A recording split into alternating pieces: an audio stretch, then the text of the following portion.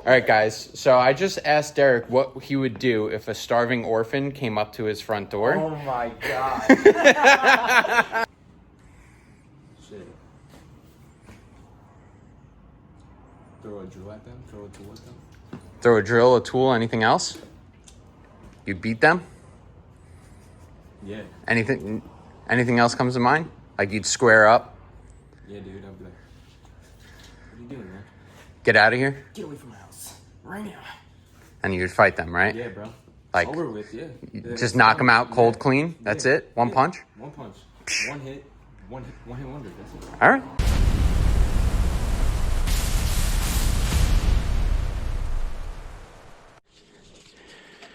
Good morning, everybody. It's James from Pipe Doctor Home Services. It's Tuesday morning. Currently, 9:47 in the morning. I got young Derek with me today. And you guys love watching me do water heaters, so we're going to be doing a water heater. This is a Bradford White, the Defender series from 2012. The issue we're having is that the gas control valve is blinking 5 times. Which indicates the thermostat well sensor is at fault. I had spoken to the client about replacing this, but due to this unit being 14 years old, it was not recommended to do that. You can also see some corrosion on the relief valve here. The venting is undersized. This unit was put in directly after Superstorm Sandy, so this was all they had at the time. We're going to be replacing it with a 50-gallon lowboy water heater, so we have room to adjust and properly vent it. So we're going to get set up, start draining this puppy down, and we'll get it out of here. As always, I apologize for the audio of the pump recording while I'm talking to you, but I'm not going to sit around and wait for one thing to finish before doing another. I just wanted to show you guys this real quick. This is obviously not something that I need to remove, but I just wanted to take a peek and see the condition of this. I mean, not horribly bad, but if you look in there, that's crazy. Literally just... That's why it's really good to flush your systems out. Change your anode rods. Alright. No more loud noise from the pump. Okay, so we got here our GCRL 50. L is for low. 50 is because it's a 50-gallon. You can see it is much shorter than the existing tank that is here at the house. So I was out here yesterday for this issue of no hot water. It was very lukewarm yesterday, and it was just because the residual water in the tank, you know, they're decently insulated, so it held some temperature. So when I was here yesterday, it was like 85 degrees, but there's nothing left. And so I carry a what used to be Honeywell, now Residio, gas control valve on the truck, but I explained to the client with how old the water heater is that I can't promise anything. I can promise that the new gas valve would have worked and they would have had immediate hot water, but I can't give them any type of promise on the integrity of the tank and how long it's going to last. Water heaters rot from the inside out, and just because it looks nice and shiny on the outside doesn't mean the inside doesn't already have problems accumulating. So they elected to go with the replacement.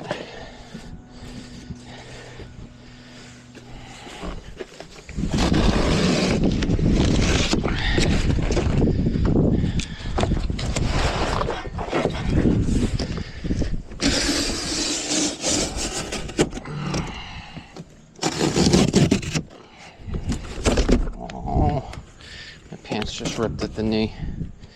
Now I look like a little rock star. Let's just do an overall visual inspection. Everything looks good with it. Yeah, so once I left here yesterday, I had picked this unit up prior to my next service call. So this way I already had it. I'm as prepped and good to go for today. trying to get through today. It is my daughter's 8th birthday today. So I'm not flying through work because I still take my time and I'm here to do a job. But whatever I could do to help streamline the day and make things more efficient, I am going to. All right, just leave that there for now, and we'll get this thing loaded on the hand truck. All right, you just...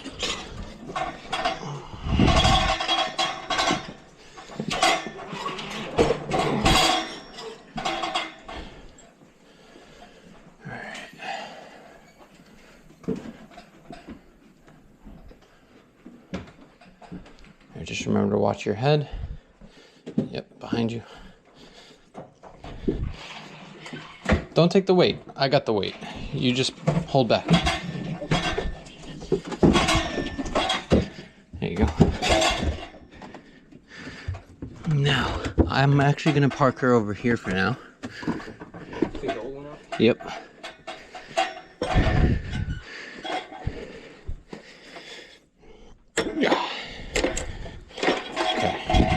You should be able to pull them and loosen them. There you go. I gotta like really duck my head. It's crazy. Yeah, I wish I was you right now. I'm glad, I'm sure. Yeah.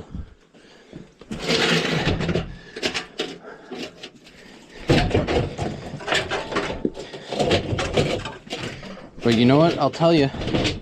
At the supermarket, if I see someone struggling to get something from a shelf, I'm their guy. I can't do that. That's really nice. Like a Latina chica, she can't reach the shelf. Right, I can't help. It is empty, but the thing is, you got to keep in mind it's got all this crud at the bottom of it. So, do you want to straighten out a little, or no? I think you're good. Hold on, I'll help you. Ready? Yep. At least it's only 4 stairs. Wow, look at the bottom of that thing. All right, if you want to turn around, look at this. Look at Derek. Such a plumber. I love plumbing. Guys, if you need to unclog a toilet or a sewer main, call and request Derek. 516-348-6300. Request Derek, the young plum goat. He loves, especially if you flushed a lot of wipes and you got roots. That's nasty. She had that long root the other day. Okay, so out of that 6x4Y there was a 4x3 smoke reducer on there that I took out. So now we're back to 4-inch, which is great. The amount of dryer lint down here is just so insane. It's like making it hard to breathe. And even just some of this plumbing, like look at this galvanized that's here. That's a problem. That's their kitchen sink. The laundry setup is what it is. So there's a lot of stuff that needs to be cleaned up, but whatever.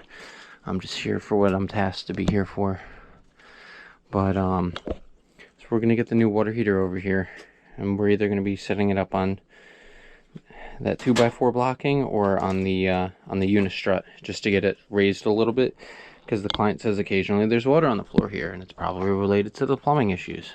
And so you saw the bottom of the existing water heater was pretty rusted out, so he wants to avoid that. But so we will raise it up for him, but really the best way to avoid it would be just addressing the other issues that we have at hand. So we're gonna get this thing brought over. Okay, so we got the water heater in place. We just put it on this little unistrut. We have 2 pieces going sideways, 1 piece across the front. But the client is also grabbing some blocks that he has because he wants to see what that looks like, which is fine because we have plenty of room for height to go higher if we need to.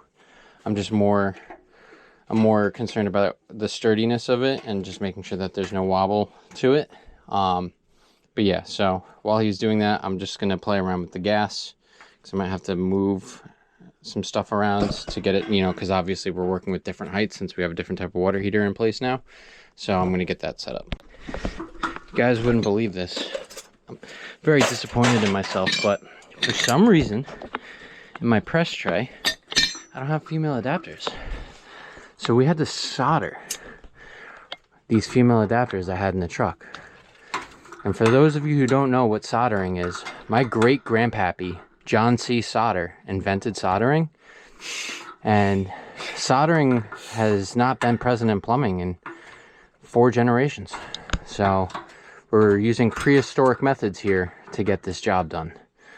But sometimes you got to do what you got to do, right there? Yep. And I mean, we're still pretty good when it comes to soldering. So not bad for antiquated techniques.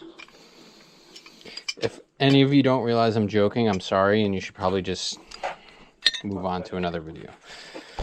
Derek's doing that. I'm gonna make up the gas down here. We got these nice blocks underneath all 4 sides. There's no corners because it's a round water heater. We're just trying to straighten this gas out so I can get, come on Siri, stop. Just so I can get lined up, and then we're gonna work on our exhaust piping. Our 3/4 inch slip coupling. Slide that on. Okay.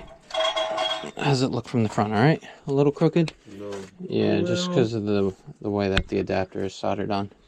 It should be fine though. All right. Yeah. Here, hold on.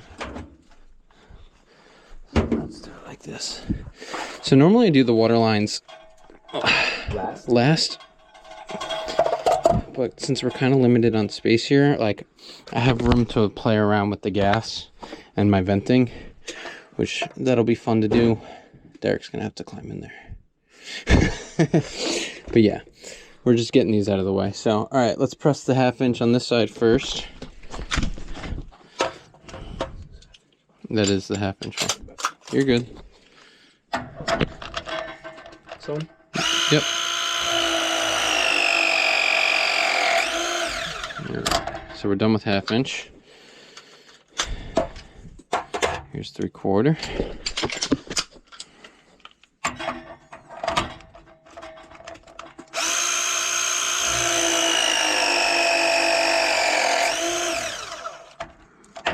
Okay.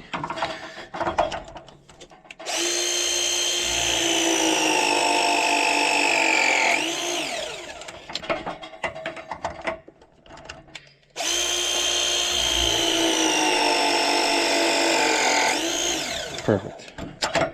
All right, Derek. So what you're gonna do now is our drip leg, which. All right, you got it. No further explanation. Okay. If it's not within range of what it needs to be, you know, Daniel's gonna chew you up. Just saying. All right. Let me go back to doing this because this keeps changing because we keep orienting things differently. So let me get this gas connected. You guys ever get just so annoyed sometimes with gas piping? Like, you know, you measure one thing, it looks like it's good.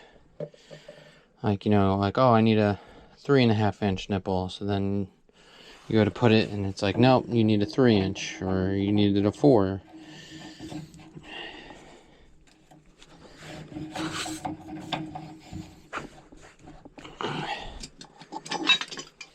It's frustrating. But we got the gas all done. Luckily, the rotation that we put on the water heater for lining up the water lines didn't throw us too far out of whack with the gas piping.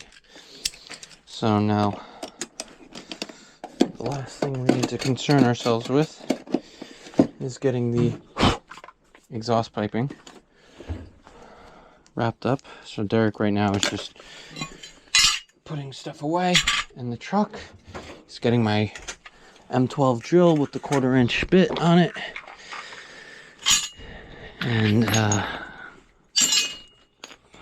once we get the exhaust on, I can light the pilot, and then we can begin our filling process. I don't know how old you were back then, but it was... No, I remember. Yeah. It was crazy, man. Your guy pulled up. I think we got... He was actually doing a house... Want to get one on the other side? Yeah. And I ran over and I asked him if he could do it. Oh, really? And he said, "This is all I got." I said, "Make it fit." Yep. Isn't that crazy? No, screwing that is going to be a pain. Yeah. That's why you're here. I actually cannot fit behind here. If you can't fit... Oh, I could. You could fit. Stop lying. Come on. Wait. You see I'm about to drill something. Grab I thought that. you were done. Oh. Holy crap. Alright, put one where my middle finger is, if you can.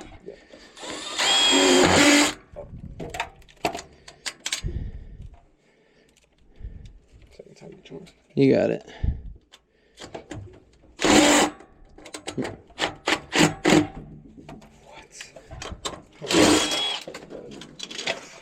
You're going too high. You need to go lower. Because this beveled edge, you only have so much room to catch it before the screw.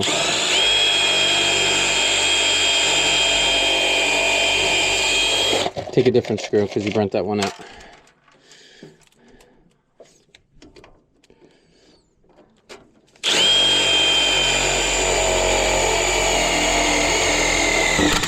There you go. Okay. Let me get that, please. Yep. There you go. So we're going to do steam boiler maintenance too? Well, does it look like a steam boiler, Derek? I mean hydronic? Yes, we're going to do that. While I'm finishing up with this, you're going to start pulling this thing apart and cleaning it. Okay.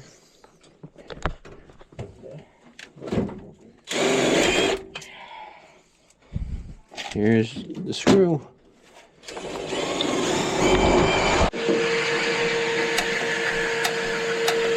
Apologize for the noise, but while we were starting to finish up everything with the water heater, our client gave the okay to have the service done on the boiler. So I'm going to finish up everything with this water heater while Derek starts cleaning this thing up. He's starting with vacuuming the top of it.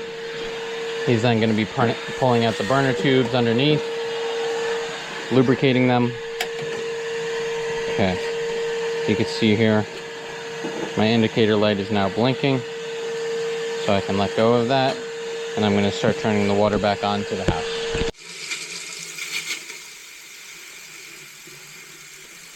Just making sure the rest of the air is purged from the tank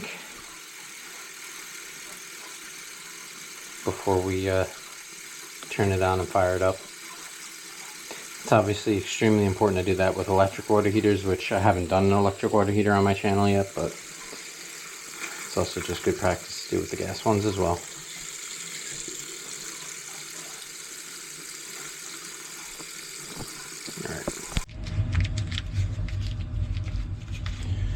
Alright, she just kicked on. I always set to A. That's my go-to. Never had anyone call and say, hey, it's too hot or it's too cold. Some of the older ones, like the gas valve I replaced in the previous video, it should be posting on Friday of this week. There's like an arrow to line it up, and then there's A, B, and C. But I always just stick with A. That's my go-to. So just letting this run for a minute or two before I stick my probe inside. This way we can just clear off any of the excess carbon monoxide, and also let some of the you okay, D? Yep. Let some of the factory oils burn off the system here. Everything so far looks good. I don't see any issues. I'm gonna put valve tags, stickers on everything. I'll be finishing tidying up soon, and Derek will be done with that somewhat shortly. Still has to clean all the burners, but I'm gonna do my combustion analysis, which, as always, you guys have seen. Be nice if I turn my testo on. This magnet's so strong, you'd think it would just stay. What smells? Like the corn. Like the who? Oh, like chlorine? Yeah. Yeah, when I was purging the air from the tank, right, I had the relief valve open. I had my little Chinese soup cup down here to catch the residual water. And when I first turned the water on, I cracked the relief valve and the air started coming out, right, because you're displacing the air with water. The air coming out like stunk like chlorine. We're over here in Oceanside, so they must heavily chlorinate the water. Those numbers look pretty good. All right, guys, we're all done with everything. We got labels and tags on. What's that? Is the water back on? Yes, sir. There might be a little bit of air or discoloration in the water, but completely normal. You just let it run. You're very welcome. So we got all our valves labeled and tagged, even the water main over there. Units up and running. Good draft and combustion analysis. Same thing with our boiler over here. Derek's all done with it. Got it nice and clean. We got a lot of that dryer lint off. There was a lot on there, so we just got to put a couple things back, make it seem like we were never here. Try to always do that. Derek also needs to get a piece of tape for that hole that he drilled, and we got to load up the water heater. We got one more call after this, and that'll be it for today. We were here for a whopping, let's see how long. Oh, come on, 2 hours. All said and done in 2 hours. So I wish you wiped down this side of the boiler. I'm gonna do that right now. Thank you guys so much for hanging out with us today while we worked. He's got to pay a little bit more attention to detail. Derek, if you're watching, come on, buddy. This is about to be your life. Mike is on a mission to have Derek do maintenances this fall. And if that's all he's doing, then he can easily get this stuff done. He just has to pay attention. One thing I picked up on was as he was closing it up, I saw the gas was still off, and this is a standing pilot boiler, so it was like, think about it before you close it up. What's one last thing that you have to do? And it took him a minute, and then he's like, oh, the pilot. So I'll get there in just a little bit of time. A little bit more time. Hopefully, fingers crossed. We're all done. We're on our way back to the shop. It's currently 12:30. Go ahead and cross, lady. It's always a mess over here. Client's super happy. The water was already hot when we were on our way out. We're gonna get back, unload everything. If we got nothing else going on, I'm heading out for the day. Go celebrate my daughter's birthday. And you know, thoughts and feedback down in the comment section below. How you guys think we did with that water heater install and the maintenance on that hydronic boiler. Another water heater. It's like doing one a week, it feels like, which is pretty good. I enjoy a good water heater. They're nice. But thank you guys so much for watching. Really appreciate it. If you haven't done so already, subscribe to my channel where I post usually 3 times a week. And catch you guys in the next one. Thank you.